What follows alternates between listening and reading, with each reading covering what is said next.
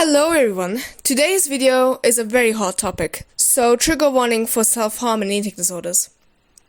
If you don't know what they are, self-harm is when you physically harm yourself, and an eating disorder is when you eat too much or too little. There are many variations of this. Not all cases are the same. Now, let's get in deeper with self-harm. Self-harm can be shown in many ways. Cutting, scratching, picking, and whatever you do to intentionally harm yourself. You may think you can just do it once and stop, but you're wrong. It turns into an addiction for so many people. That's why it's hard to just stop. There can be many reasons people are doing this. Family issues, poor self-image, or plenty of other things. If a family or friend is doing something like this to themselves, it's a good thing to make them feel safe and comfortable. Anyone can have an eating disorder. You don't have to be underweight to have one. All ages and body types also don't have the same one. There are 6 different types of eating disorders: anorexia, bulimia, BED, picker, rumination disorder, and ARFID. Some of these are medical, some are forced. Anorexia is when someone has a restrictive calorie intake, an intense fear of gaining weight, and a distorted body image. Bulimia is someone who eats large amounts of food in a short period of time, feeling as if they can't control how much they eat, and won't stop until they're painfully full.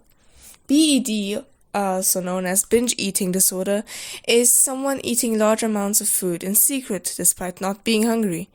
Picker is someone who eats things that are not considered food, like soap, ice, and paper. Rumination disorder is someone who eats food and regurgitates it within 30 minutes of a meal. Lastly, ARFID, also known as avoidance/restrictive food intake disorder, is when someone has a dislike for smell, color, taste, texture, or even temperature of a food, so they avoid it. Now, with that new knowledge, we're going to hear some people's stories, and also hear people answer to my questions. First, we have someone with BED. They asked to be anonymous, so we'll call them Twitter user. Twitter user has a story for us. When I was younger, mainly 4 and 5, I was neglected by my biological mother and often found myself getting leftover scraps of food from people she used to party with. And when I found any, I would eat it all at once to try to stop being in pain from the starvation. Even when I was back with my father and but only mother I've ever had in my eyes, Mom, I would grab a bunch of snacks and eat them all at once. Once my parents found out, and I had to stop for a while because they made sure I had bigger portions of food at mealtimes, rather than a bunch of unhealthy things at once.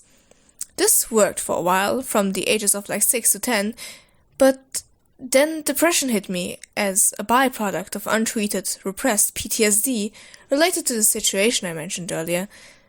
And I started again, and it became my instinct when I was struggling every other day to go raid the kitchen.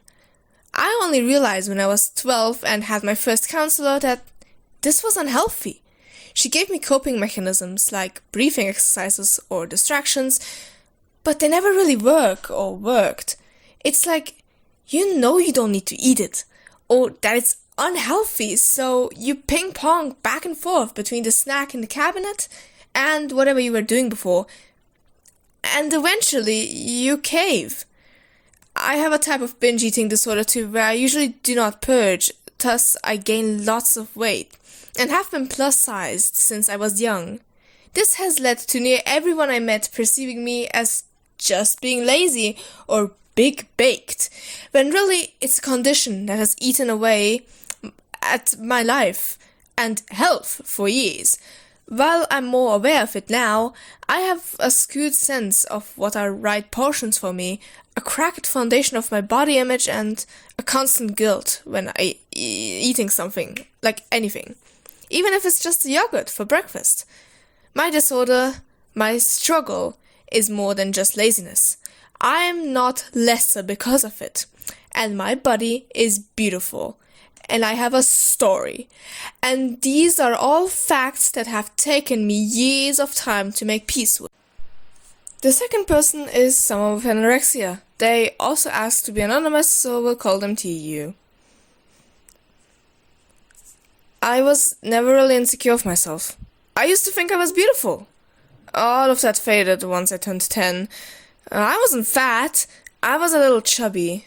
I had chubby little cheeks and a little tummy, but I wasn't overweight. At all.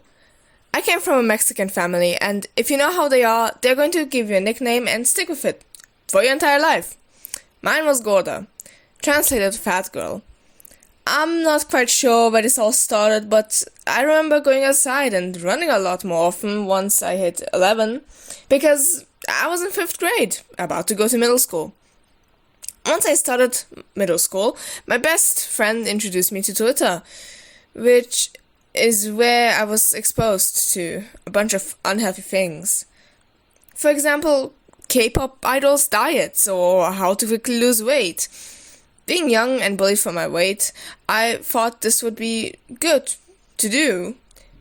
I realized I had gotten pretty thin from just walking and running a lot, so I went to some sort of recovery, which only lasted a year. When I hit 8th grade, I was bullied even more.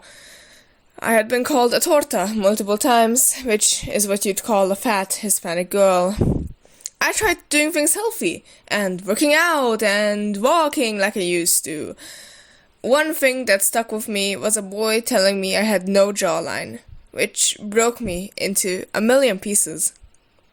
At one point, I became so insecure of myself that I wouldn't eat around anyone, including my family. This includes small snacks and candies. I stopped eating any lunch at school, etc.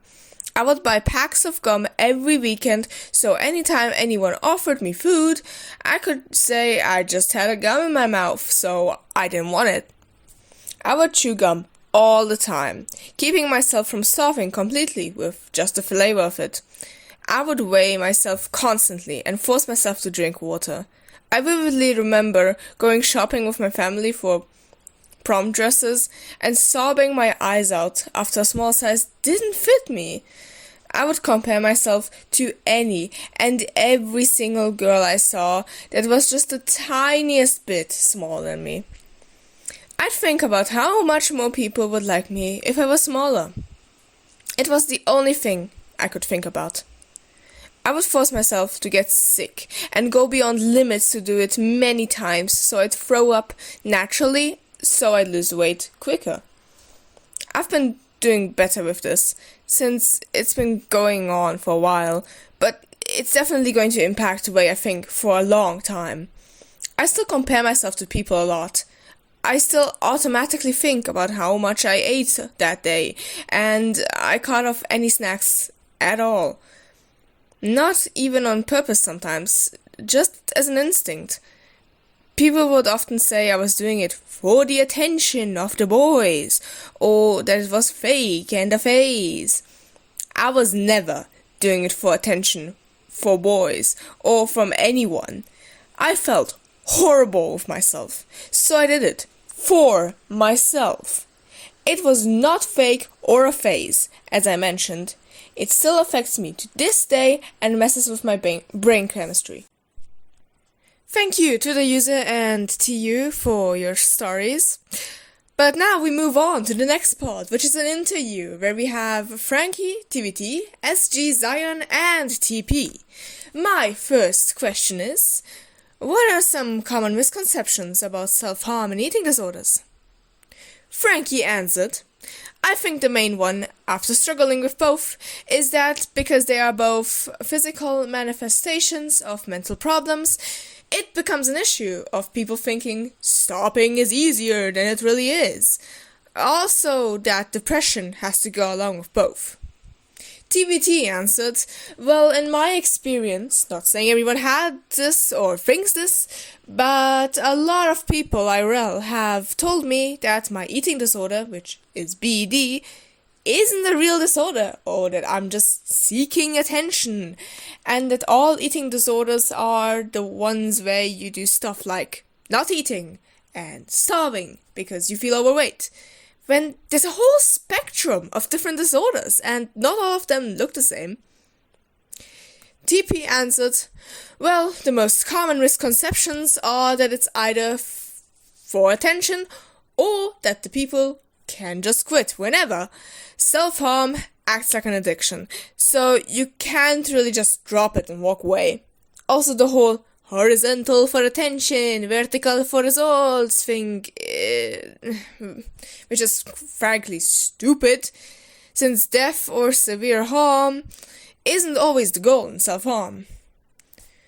CG answered, well, for self-harm, it's that people do it for attention, which there is many more reasons than that. For example, it could be for control or to deal with extreme emotions. People tend to harass others because they believe they are attention seekers. Even if they are doing it for attention, it's probably because they need help. Nobody mentally stable does self-harm. Zion answered, I feel there are a lot of people who do not take self-harm or eating disorders as seriously as they should be. Even people who do have an eating disorders. Well, especially people with eating disorders. Myself included. So, the second question was a little bit different for everyone. For example, Frankie's question was, what kind of eating disorder do you have? They answered with, I struggled with, and still do, with a bit of anorexia. TVT's question was about the same. What kind of eating disorder do you have? They answered, so, BED is basically a binge eating disorder, where in certain situations, for me it's mainly when I'm anxious, I really overeat or binge food to try to make me feel better or less anxious, all in a short period of time, to the point where I become uncomfortably full. SG's question was, how has this all affected your life? They answered with, self-harm has affected my life because I have to live hiding my body. I am unable to do certain activities like swimming or going to the beach because of my scars. It also has people constantly questioning why you are wearing long sleeves when it's 100+ degrees Fahrenheit out. When I look in a mirror, I'm reminded of the times of when I made those scars, and they won't fade for a long time. For my eating disorder, it destroys my self-image, and I constantly look in the mirror, body checking my wrists to make sure I didn't gain weight. I constantly check calories, even if they do not matter anymore, and the concept of eating out with friends scares the shit out of me to do. TP's question was, what effects has self-harm had on you? They answered with, it's messed up how I react to things a lot. Like, now, instead of trying to work throughout my emotions first, my first instinct is to cut. It's also left a lot of physical scars on my arm. Zion's question was, how has all of this affected your life? Zion answered with, I had to teach myself not to stop eating when I had depressive episodes. For a very long time, I was underweight. I wasn't super skinny, but I wasn't where I was supposed to be. I started to force myself to eat a little more, even when in a negative state of mind. As for the type, I have no idea, if I'm gonna be honest, but I forced myself not to eat enough to be comfortable with hunger pains. I can sleep through them.